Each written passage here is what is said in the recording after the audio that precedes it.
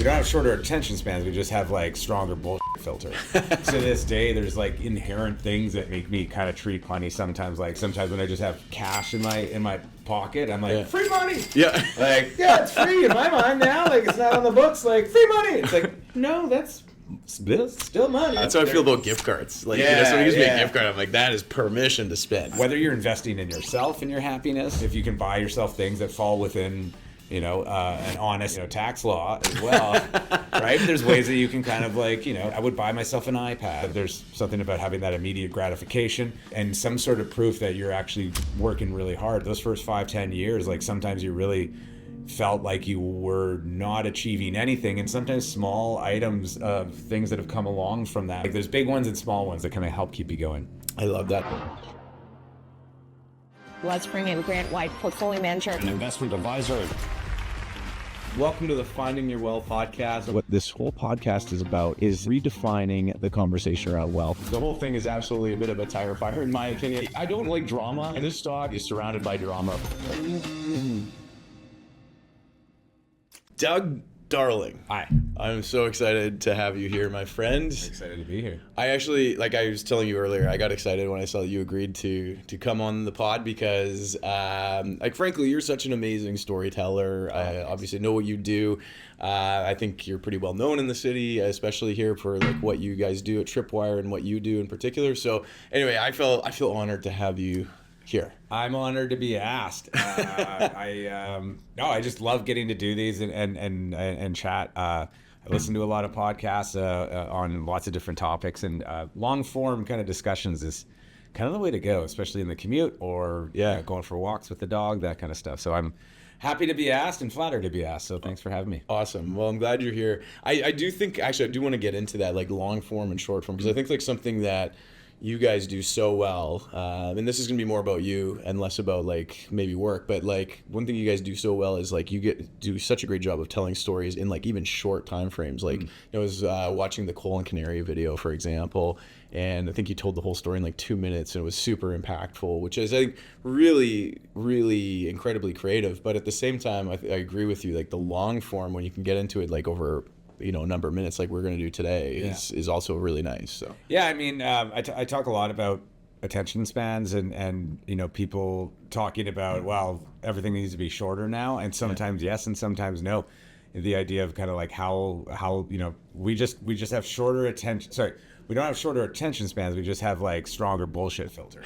So like we're just not willing to pay attention if it's not interesting. Yeah. But we'll listen to long form content. We'll watch long form content all the time if it's interesting or if there's something we're engaged with. It's just when it's dry or boring, then we lose. That's like so interesting. It's just like that quality. I mean, like I think anybody who's on social media sees so much bullshit. To your point. Yeah. Well, it's also like, where are you? Who are you? I like, different social media platforms can be compared to different like places. Like Instagram is more like a storefront, or LinkedIn is a little bit more of a networking event, and YouTube is more of a library. So like, YouTube, you can kind of kick back a little bit. Well, you shouldn't be probably on TikTok or Instagram putting in long form content. So kind of knowing where, all the kind of strategies and understanding the demographics and psychographics of your audience. But you can tell a really powerful story in a short time. You can tell it in a photo. Yeah. So when people also think you have to use a ton of time to get it across, I like to say like the story's as long as it needs to be. So there could be very short, very long, and then just depending on who your audience is really important to have that defined. I like that. Okay, so when we first start off, and again, this podcast is all about reframing the idea of what wealth really means, because being in the wealth management industry, everybody thinks about money, and I'm trying to desperately trying to get people to think differently about how they live, and money's part of that, of course, but really focusing in on the things that truly matter in life, and we often break that down into how free you are, and your version of freedom. So just for fun, I like to break it down into a 10-point scale and ask how free do you feel you are today? And I'll start it off because I always, I'll show you mine, you show me yours kind of deal. But so, one, as a 10-point scale, one being you're completely constrained. You don't get to live the life you want to. You're constantly chasing. And 10 is completely unconstrained. You're living exactly how you want to be and everything in between. So I've improved my score. I've been at like a 6, 7 for the better part of the last year. Yeah. I would say today I'm now at an 8. And the biggest reason for that is my team, actually. My team here has taken a lot of my day-to-day, like kind of operational work away from me, like my client, like that day-to-day client stuff. Like I'm still involved with clients, but like they've taken a lot of the day-to-day work, and that's freed me up to focus on more bigger picture stuff. The stuff I really enjoy doing comes naturally to me. So yeah, I'm at an 8 now, which is I've never been at an 8. I've been chasing for a long time, I think, and yeah, so to get to an 8 is a big thing for me. I'm feeling like freer and happier for sure. So good for you. Yeah, I would. I don't know if it behooves me to tell you, but I will. If you like. I want to hear it. I think I'm probably more like a 5 or 6. Okay. And part of that is being an entrepreneur, as you know, and growing a company, and then. Actually it's been 15 years now. I'm actually now in it in the same way, in a different way in terms of what I'm doing, but the amount of time that I'm giving is probably very similar to what it was like probably 10 years ago. And that's because I'm trying to build a lot. Yeah. We're putting a lot of processes in place. We're trying to like really build it for the future of actually me spending less time on it, but right now kind of in the thick of it. Also with the changing market, sales are anything but consistent. Yeah. So there's also, some of it's vision and some of it's panic and some of it's drive and some of it's fear. It's a mix of all of that. And then, on the personal side, right, I actually was just talking to someone, like my end goal, I'm kind of realizing this recently, is not that it's anything mind or mind bending, but it really is this idea of not to have to worry about money on a day-to-day basis or on a level of like every purchase is like, or even a small vacation is like, oh, how's this gonna, can I make this work? And actually it's not so much I want to just continue to amass wealth, but actually rather than this, kind of where a lot of us kind of start and then continue to go like, well, if I had this, it would be better. And then you get there and you're like, well, if I had this, it would be better. And it's that car, it's that house, it's that, how much you have saved. I'd actually like to have like the, what I have now in terms of like, the quality of life, but just to not have to like kind of look at the checking account, look at the credit card, go like, why did I buy everything just feels a little tighter than I'd like it to be. Sure, yeah. So there's that as well. I think, getting down to just like time and money or lack of worrying about money are kind of two metrics I use for wealth for sure. I think it's like, you bring up a really important point because like there's constraints. And we had a guest on, I think it was episode 1, who's a friend of mine. His name's Jason Brooks, and he's a psychologist. But so we were exploring like the constraints that get in the way of people like feeling free. Yeah. So like the financial constraints is definitely one. Like, that, and that's something everybody encounters for the most part, unless you're born into like trust fund money or something like that. But like, that financial constraints there, and especially for entrepreneurs and young families and so on. And then there's other things as well. But I think that like that financial constraint resonates with virtually everybody out there. Well, and part of it is you create those restraints, right? You create like, whether it's going to the level of being house poor or at least going to a quality of life where you have to, keep a certain level of work and revenue or salary coming in. So I know people who are wildly successful in my mind, and they think they're poor. Yeah. Right. Whether it's all like they've got it in properties or just their perception is that they're not where they want to be. And I know people who live like bare minimum and have a ton of freedom in their minds because their priorities are different, and they're happy, very, very happy. So a lot of it's perspective, a lot of it's kind of the world you build around you, and then how, and then maybe the change that you need. If you're not happy. Yeah. Some people go like, well, I just have to keep, grinding the stone to keep this quality of life. Okay, well, do we actually really need all that? And then it starts tied into like, needs and minimalism and all that kind of stuff. But we're going down a bit of a and how do you guys how do you and your family you manage that? Because I mean, again, you've been in business for 15. Tripwire's been 15 years now, right? Yeah. So and you've been doing this a lot longer. But 15 years. What's the difference today versus how you viewed this? Like, I mean, in the beginning of business, it's survival, I'm sure, and a lot of that. But how do you and Denise kind of reconcile what wealth is today and making sure that you don't lose track of like what's important to you? It's a great question. I don't have a solid answer in the sense of like it changes. So I think, before having kids, to young kids, to like, how we're planning for that, how we're planning for ourselves in our retirement. When I first started Tripwire, I was like, it's always funny, and again, where you look back and you're like, well, things are kind of tight. Like, well, let's look back 15 years and what was I living off of? Like, living off of credit, and like, I think at one point, $1,500 a month. Like, that, even in 2009 times is not anywhere close to, it was insane. So, I think Denise and I have to talk about, we do talk about it, where we actually had a good friend come in and do like a little bit of a strat plan with us as a family. Oh, cool. Because we kind of wanted to make sure we knew where our priorities lay, and like whether it's like, does she want to climb the corporate ladder, quote unquote, is getting more money or more time or more travel, like what is her freedom, what is her love language there, and does it align with what I want, and then where do we see ourselves in that 5-10 years? Like, using a lot of the elements of what you would do with a company is not a bad idea to use do it with a family. So it's something that we have to check in on constantly to make sure we're kind of on the same page, because it can change as we grow up, as things change for us, as we mature, priorities can shift. So not a solid, and we're not always on the same page, and then we have to get on the same page. That's marriage. Exactly. Yeah. that whole chestnut. So I've often found that like people's viewpoints about like what is important, what wealth looks like, is shaped by like early on experiences.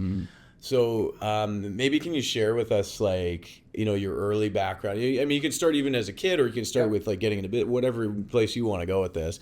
But, like even like, your early background and the influences that had on you and how that shaped this viewpoint that you have today. Oh man, how long do we have? I, me, I'm a bit of an open book to a fault sometimes. So reel me in anytime you need. But, actually, like, I was very, very fortunate. Growing up, my dad was in finance. He's actually the reason we moved to Winnipeg. He took a job as a senior vice president investors group. So we moved from Ontario when I was 9. My mom, my dad did well enough that my mom was able to retire as a teacher. So then we also had, a full-time stay-at-home mom after that. When in, Mississauga, we had nannies and, barely didn't see my family my parents as much as I would have liked to. And so actually one of the challenges I had growing up was I never really understood fully the value of the dollar. I was pretty, not spoiled in the sense of like, when you think of a spoiled teenager, but I definitely didn't have to work for anything. My mom actually didn't want me to have a part-time job in high school because I did so many extracurricular activities like musicals and acting and choir and stuff like that. And so, but at the same time, it made it very hard for me to kind of grow up after that point and understand like what saving is. And like, so I was very reckless in my 20s to a certain degree and had to learn some hard truths. At the same time, as a teenager, I was also kind of like, I tell this story actually about how I learned about my dad's why. Because I was a pretty hippy-dippy kid. So I kind of came from this like relatively, like my dad would have called it, higher mid-class, or like I wouldn't say we were like wealthy, but we were definitely comfortable. And then I was just influenced and hung around with all the people who were very, very liberal minded. And then I still find to this day that kind of dichotomy of two kind of mindsets going against each other. Someone who very much is kind of like more liberal minded and all about the us and the we, and at the same time very much I don't want to, I care about making money and being comfortable and having a certain quality of life. And, my teenage angst can kind of come up against me. And sometimes I find it fights in weird ways. And anyways, now it's getting into a therapeutic session. Literally at least 3 things I've mentioned to my therapist I'm mentioning right now. Keep it coming. The people want to know. Just like, anyway, so yeah, I mean, that's been my, I've been so fortunate to not have any real economic hardship. Even when I kind of got myself into trouble in my 20s, I was able to get bailed out, probably with not enough consequence. And so, it's my 30s and 40s that I'm really wanting to now instill better values in my own kids understanding that balance of what it's worth. So like when my kids now, like a process where it's allowance, but they actually have to do things for the allowance. I got allowance just for free. Okay. And then when we save it, or when they amass it over a few weeks, based on some of the things they did, and not just chores, there's like automatic things that they have to do around the house, is what a family does, but then they can do bonus things that earn money. And then we have them save 40%, donate 10%, and then allow themselves to use 50% as discretionary. Yeah. And that's, they're 10 and 7. They're still kind of like, they're starting to get it, but like both of them have picked the charity that they want to donate to. And I'm just trying to get a little more ahead. I had a great upbringing, and no at all criticism to my parents and everything they gave me. But if I can kind of get some additional like lessons and try to stick to it as well, then I think that'll just make them a little more well-rounded and appreciative, and maybe they can define wealth a lot earlier than I did. That's exciting. I really like that approach. I mean, because I think, like as I was saying, like, I often people's like money habits, like there's something even in their childhood that like, like how they treat money today is like you can attribute back to like something as a kid in a lot of cases anyway. So I think to this day, there's like inherent things that make me kind of treat money sometimes. Like I even joke, like sometimes when I just have cash in my pocket, I'm like, free money. Yeah. Like, yeah, it's free in my mind now. Like, it's not on the books. Like, free money. It's like, no, that's still money. Like, I can go towards something, and I'm like, what am I buying with this? Like, yeah. So that's how I feel about gift cards. Like, somebody gives me a gift card, I'm like, that is permission to spend. It was the worst when you'd have, if you pre-bought tickets for your friends at concert before they could all kind of like transfer it over, so people would just bring cash to the concert. Yeah. And sometimes you like $350 going into a concert. You're like, oh, this is dangerous. Free money. Yeah. That's awesome. I love that actually. Like, so entrepreneurs are usually interesting about money because I see this a lot anyway, and I'd be interested in your view on it because I think sometimes I see this in myself, is that their money is almost like water, and I don't want that to sound bad because I do like think like it's important and I like respect it, but at the same time as an entrepreneur, like sometimes I'm just like, well, I can always just work more harder or do something differently and try to like make more money. So it's not like I just don't. I guess it's like I see that there's always opportunities to make more, so I feel less bad sometimes about like blowing $300 at a concert or something like that. You know what I mean? Oh yeah, there's a there has to be like, so I don't know, in the sense of like being an entrepreneur, I think one of the biggest reward metrics has to be like money, because it's one of the reasons that for me that I don't work for somebody else necessarily, although I work for lots of people. I have lots of bosses. They're my clients. Yeah. But there's something to be about like when I do this thing, if I do it well, it kind of earns me something. Yeah. But then also at the same time, I think the reward in it is that because a lot of entrepreneurs, especially in the first 10 years where I would say I was making under market, value of a salary. Well, then there are these things, these perks that go a long way that, can kind of reward you for those 12-hour, 13-hour days that you're not making overtime on, or you're not getting a bonus on, or there are just, things that need to balance that out from all the hard work. And some people are really, really diligent about it. But there's times like when, even now with Tripwire, like, when maybe we're getting out of a really tough quarter or two, and you know what? Yeah, you look at the books and you shouldn't be spending money, discretionary funds on like say a nice dinner, but everyone's working their ass off, and you're not going to win any. It's not going to, the few $100s that you're going to save is actually going to probably do worse by trying to save it versus taking out your leadership team or whomever to thank them for all the hard work. Because just because you're not in the red, because you're not in the black at this very moment, doesn't mean that you should be acting that way on every single thing that you do. And there's different ways of whether you're investing in yourself and your happiness. You're just like kind of, going like, hey, I worked my ass off, I deserve that Jets ticket. And like, that is a great way to also like, if you can buy yourself things that fall within, an honest, tax law as well, right? There's ways that you can kind of like, there was sometimes I would buy myself an iPad or something like that where, yes, I could put that away and save it, but there's something about having that immediate gratification. and some sort of proof that you're actually working really hard. Those first 5-10 years, like sometimes you really felt like you were not achieving anything, and sometimes small items of things that have come along from that, whether it's, there's the big things like you drive a car you can afford, or a house that your company helped pay for, or the earnings from it, but sometimes it's it's something a little more like, oh yeah, this is that camera I bought, or this iPad, or this computer I bought with funds from the company that I'm running. So there's like those little, like, there's big ones and small ones that kind of help keep you going. I love that too. So I want to talk outside of money for a second too, because I mean, I think we would all agree that there's more to living that life of abundance, or life of true wealth with that goes beyond the money and the monetary side. For you, what does that look like? Like, what else for you, and maybe even for you and Denise, contributes to, if you're doing this, this is a truly wealthy life? Yeah, it's a great question in the sense of, I don't know if I fully defined it as something that I have to ask myself, because I get, I'm working with a really great coach who's kind of helping me. I'm very much a live in the now guy. I'd like to joke that future Doug hates now Doug, because now Doug reigns supreme. Yeah. And so people are like, where do you see yourself 5-10 years? Like, I don't know. I don't know where I see myself in a week.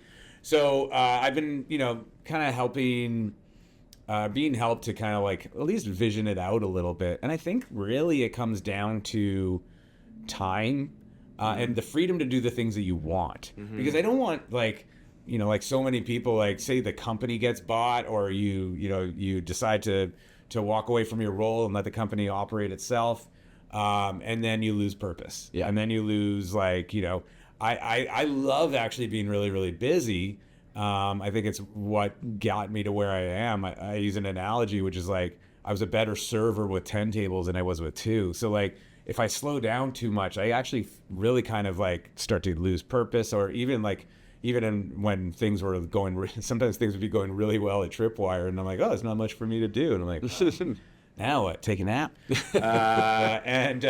So I think that finding that balance of purpose and time, but I love that idea of really being able to choose to do what you want.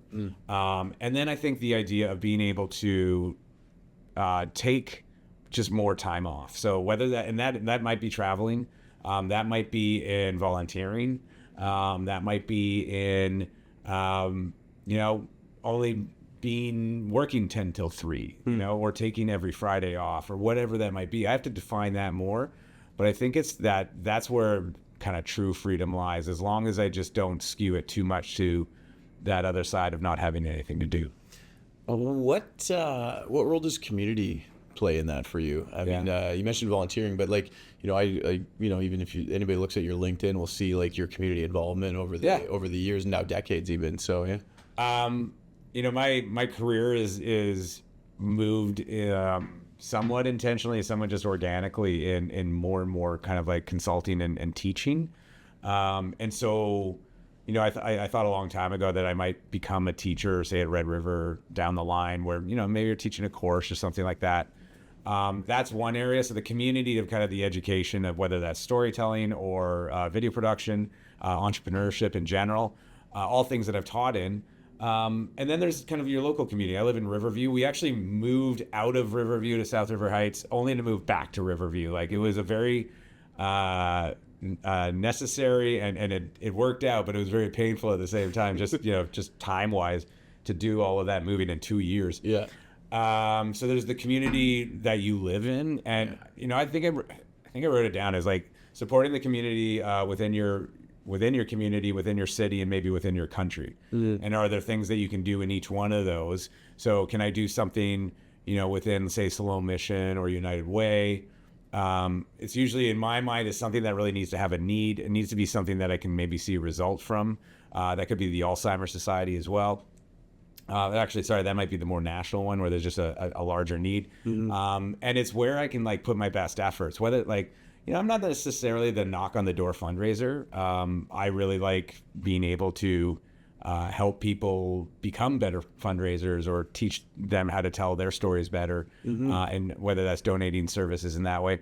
And then the other side also is like doing athletic things to like actually really motivate me. Those are like walks or runs or challenges, and you can kind of have some fun even at your own expense and get people to donate that way. So community is really, really important. Giving back. I got that from my parents. My mom to this day volunteers a ton at 82 years old, and since the day she retired, probably filled her schedule just with volunteering. It wasn't like she just stayed at home. And then my dad was on every other board that I can think of. And so I want to kind of carry on that tradition, as well as then like kind of teaching those values to my kids, and where are they putting their time and how are they giving back. I'm finding more and more we're living in this culture of me, and I really want to stay in that culture of we, because rising the tide floats all boats. Not to start using all cheesy lines here, but it's really important to give back and to be able to either give a voice or give a hand to those who don't have it as well as we do. Yeah. I really like the way you break it down to like giving locally or like and then like provincially, federally, whatever it is, and actually I've never thought about it that way. Like I've been involved with United Way Winnipeg for a long time, and a bunch of other things, but it tends to be more local. But I like the way that you're thinking on like different scales for different things as well. Yeah, I think that like whatever system works, for me it was like, well, that's a great way to divvy it up because there's only so much time. Because I get overwhelmed with the choices of like, well, who do I help? Right. And how, how could I prioritize that? How I had to run into like, how do I know who to say no to? Unfortunately, I was very flattered to get asked to be on several marketing committees or boards, and I actually had to just like, I was killing myself. There was at one point I was like, I think 3 full days in my week were volunteer, which is a great problem to have if you have the time. Yeah. But I was actually like ignoring my company. That wasn't, we weren't killing it at the time. It's a tough industry to be in general. So my time was being split, and then I wasn't actually providing value to anyone, including myself. So like I was like half-assing everything. Including my own mental health. So so whatever the parameter is, whether you do like it's like a community. I like the idea of like a community, a civic, and either a provincial or national one, because then it kind of feels like you're like giving some balance to it, and you can switch out. Like you can go like, okay, well this year I'm going to maybe focus on this other kind of local effort, and then redefine who I'm supporting the next year, or however it works. And some people just like to stick with it, and then put their effort and donate their legacy to that. Yeah. So I love that you've got your daughters like in like giving 10% of their allowance. So it's 10%. I think. Yeah. Great. Yeah. Is that good? Is 10%? I actually like just looked up. I'm like, what's a good breakdown? I think that's a great number. I think anything's a great number. Yeah. Especially because they're 10 and 7. You said. Yeah. So like, I think anything at that age is great. How did you kind of like guide them into choosing, like what approach did they choose, like which charities they want to support? Sure. I mean, I think you don't have to tell us which ones unless you want to, but that's. I think it's not as noble as it sounds. The journey, which was more of a, I think I said a few organizations that I think with like Rose, who chose the Alzheimer's Society, who literally had just done the gala a couple of days, and my dad had just died of Alzheimer's. My 7-year-old, I suggested 3 places. I'm pretty sure she just said the last one, which is the Children's Hospital Foundation. Okay, yeah. Which, it's great. But like what I did do, what I am proud of is the fact that I explained why. Yeah. And I told kind of the story around like, why it's important to give back. It's not just like this, fiduciary duty of getting your allowance. It's I did use the example of the Children's Hospital, like where, hey, you guys are pretty healthy and everything's going really great for you. Like, imagine if you had to be in a hospital all the time. Imagine how hard that'd be on you, how hard that'd be for me and your mom. And, if we can give a little money, every little bit will help, save a kid's life, make them go home or help them go home sooner, so many different things, and I think they got that. Sometimes you're not sure. sometimes, you know, they might be still in the back of their head going like, how long do I need to listen to this one? Can I play Mario? But I definitely know that Rose is starting to get it. Yeah. Alice, you know, a little more time, but they didn't put up a fight about it. They didn't complain about it. Yeah. They actually didn't complain about the idea of saving the money. I'm like, this is going in your bank because like you don't want to just throw it all away right now. And trust me, they would. Also, like, you know, the 7-year-old who amasses like $80, like what is she going to spend it on? She that with birthday money bought a $70 Disney like travel suitcase because I really wanted to give her the autonomy to buy whatever she wanted rather than give her that hall pass and then take it right back, kind of break that trust. But I'm just like, Jesus Christ. And so then you open the thing and you're like, cool, where's the functionality? Where's the cool, like, no, it's just a bunch of junk plastic for $70, $80. Sorry. It ended up being. So I'm glad that, you know, not to do all the math, but we, you know, again, there's about $30 or $40 that went into saving, and then getting them excited about saving and getting them to understand that. That's something I never really learned, despite my dad kind of trying to teach me from time to time. I would just get allowance. I would get an $11 allowance when I was like 12 years old, which was great going to the comic book store. I would spend all of it and just then be entitled to it the next week. Like, Mom, where's my allowance this Saturday? And she'd go, okay, here you go. And again, like she's doing the best that she can and what she thinks is right.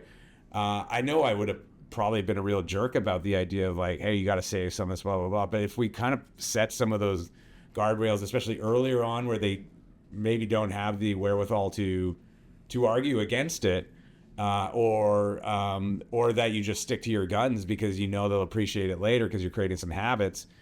Because, you know, it took me a very long time to really understand the power of saving, that it's worth it. And then even the idea is that after they get older to go like they think it should change.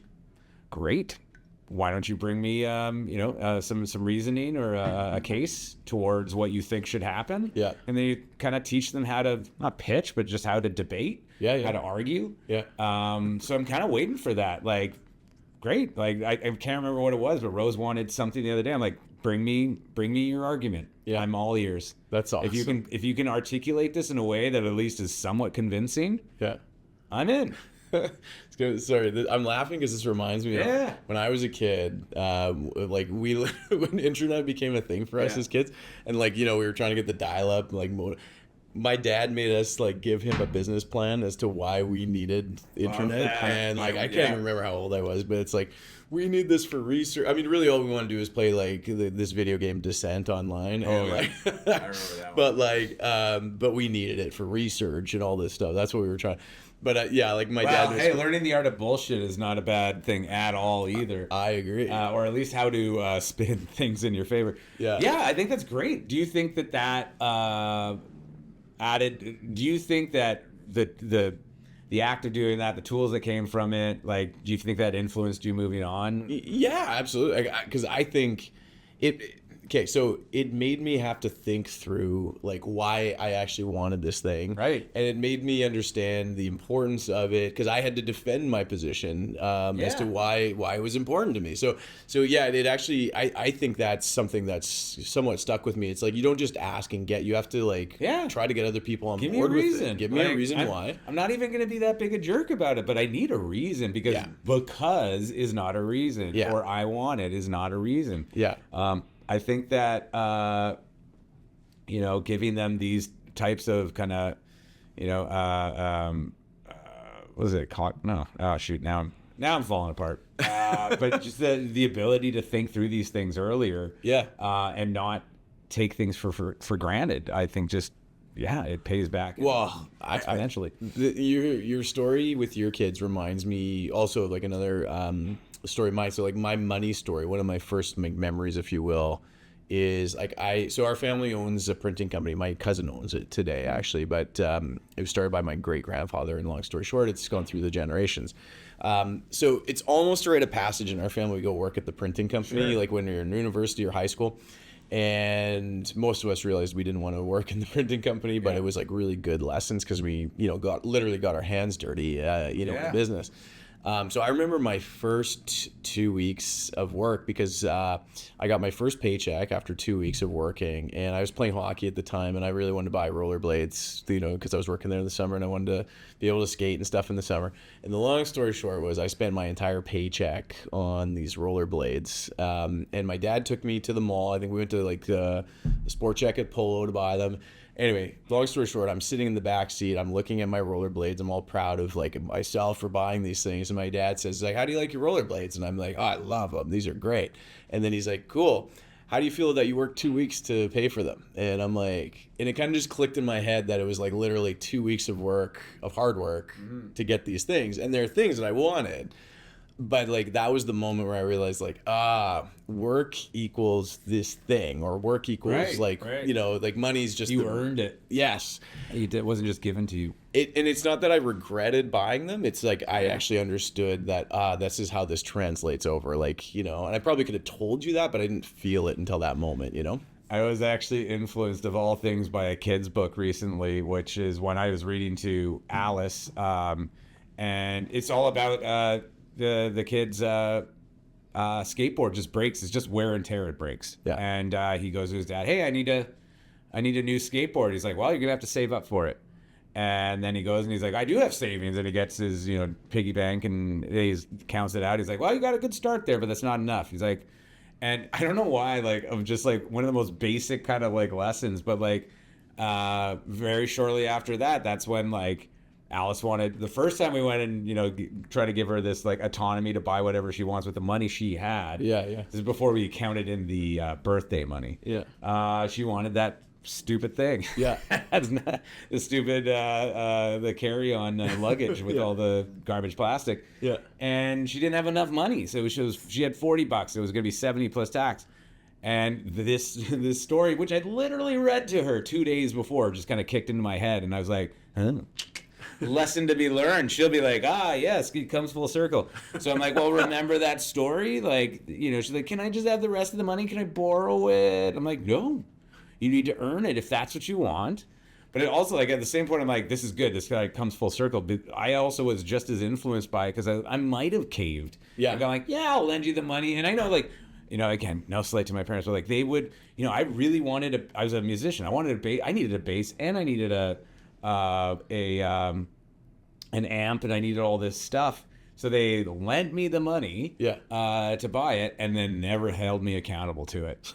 And it's still my fault for not paying them back. But it would have really, really helped as like to have some sort of system in place or some sort of negative action to come from either me not paying back, or if they had created something a little more, then we'll just pay for it and you'll get us back. And then, wow, oh well. Yeah. In this case, I could really stood my ground, and she cried. She was crying in Walmart, and I'm like, I'm really sorry you feel this way, buddy. Like, well, let's make a plan on how we can save that money. Yeah.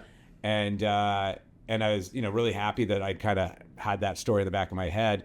Unfortunately, she didn't, she wasn't as happy, and it didn't come full circle to her in the way that I thought maybe she'd be like, oh, right, okay, this all makes sense. But she'll appreciate you. I think she'll appreciate it. You know what? And I don't, all things considered, she loves that thing. She pulls it out all the time. It has value to her. Yeah. It's not something she earned. Well, it is. Partially she earned, and part of his birthday money, but I'm hoping she's kind of sees that. Yeah. And actually, the moral of that story is that like he ends up not getting a skateboard, he ends up getting like a dinosaur, but he's so proud of it because he earned it with his own money. And that's the whole moral of the story. So it's just funny that you mentioned that. Yeah, I love that. So I just have a few more questions for you. Do you have any mentors? Like, I know you mentioned you have a business coach. Yeah.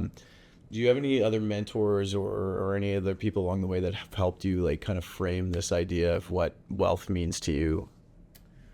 I always love the idea that mentorship is not just one person. I know you weren't suggesting that, but I think, if I think back, I think there's a lot.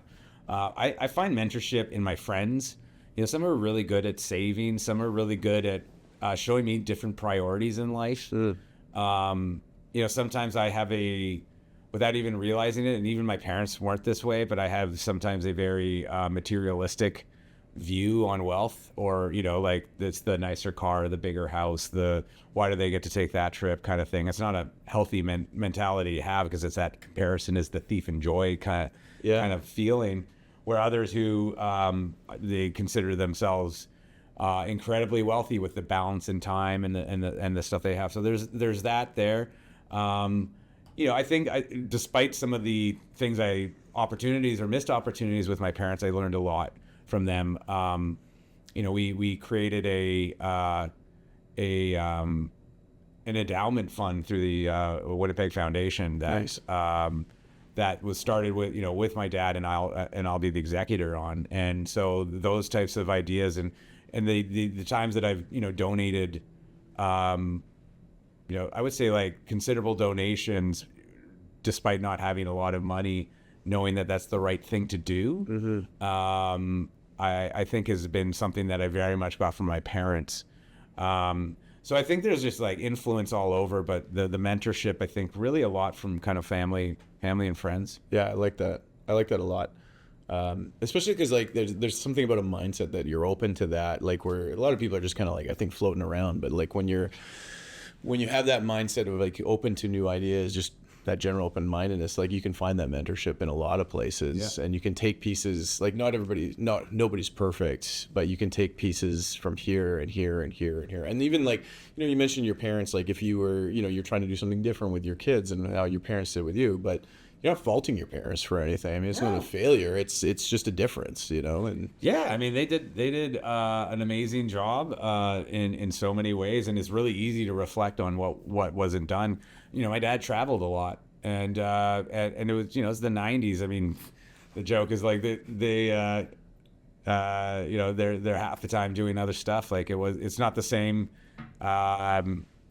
atmosphere that we have with our own kids now, and so. Yeah, and so you learn from what worked and what didn't work. It's kind of like working another job, and they did the same with theirs, right? So like you're just always kind of adding, yes-anding or adding to. Although I have to always check making sure that I'm not just projecting my own issues or I wish I had been this way and trying to make my kids vicariously act in that way because I didn't. But I think a lot of it, I think at the end of the day, the one other thing I missed on mentorship, because it's not just money, it's time and really perspective. Yeah. I think that's the thing I'm working on the most right now, is how to shift perspective. As an entrepreneur, you're kind of bred into this idea of always finding out what's wrong. It's kind of our job. Yeah. So that everyone else, can thrive and the company can thrive, and you're just always going, well, this could be better, this is broken, this could improve. And then it's tough to get out of that. Yeah. Because then you kind of have this like lens on, looking around, and you're like, well, it's great. I just talked with my leadership team where they're like, we made a decision, we're helping each other grow. And like my feedback was, I need to celebrate the wins more. And I'm like, totally, couldn't agree more. I'm working on that exactly right now. So I think there's wealth in perspective. Yeah. And being happy, like rather than this, like I have to, it's like I get to. So I could be like really stressed about today and going, oh my God, I have a really, really tight schedule. I have to go and talk to Grant on this podcast. And then immediately I can turn that around and go like, I get to go talk to Grant on a podcast. These guys want to hear from me. They want to talk to me. I get to do something cool. I'm downtown Winnipeg in a little studio here. Like, not many people get to do that. So what is this like I have to versus I get to? So a lot of that is just changing as well. It's just like full on mindset shift, I think, can do so much rather than looking at what you don't have, really just reframing and positioning what you already have and what you're so fortunate to do, because we aren't going to be around forever. Even something like being able to walk, and I'm not slamming anyone who can't, but that's a luxury that a lot of people don't have. And the one luxury that most people don't have is life, because most people are dead. I don't mean to sound, but like we only have so much time, and so like you can sit around kind of grumping about stuff, or not being. You have to be all Pollyanna, but you can just have moments upon moments of appreciation and thankfulness rather than, well, could be better. Yeah. Because it could always be better. Yeah. And it can go full circle. You could be the richest person in the world and then wish that you had the freedom of someone who, nobody knows. Like you can always make it not perfect. Yeah. So try and make it as perfect as you can from what you have. I think that is a perfect place to kind of close this thing off. But if you have one last thing, if there's any piece of advice beyond what you've just given, what would that be for our listeners? I'm never good at advice. No, I only when it's unsolicited, not when I'm asked for it.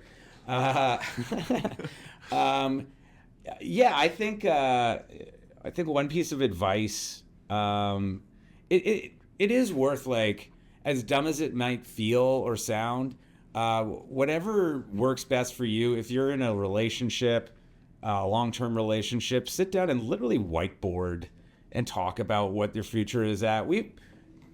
Denise and I found we had slightly different priorities. We kind of knew about them, but when you talk it out, you go like, oh, you're going to learn about that a little more. If you don't have that relationship or you're just working on yourself, again, like, start throwing stuff up on the wall and see what resonates. And you might find you're surprised about what does. Because I actually do believe, and I try to be more goal focused, because I actually really do believe on that.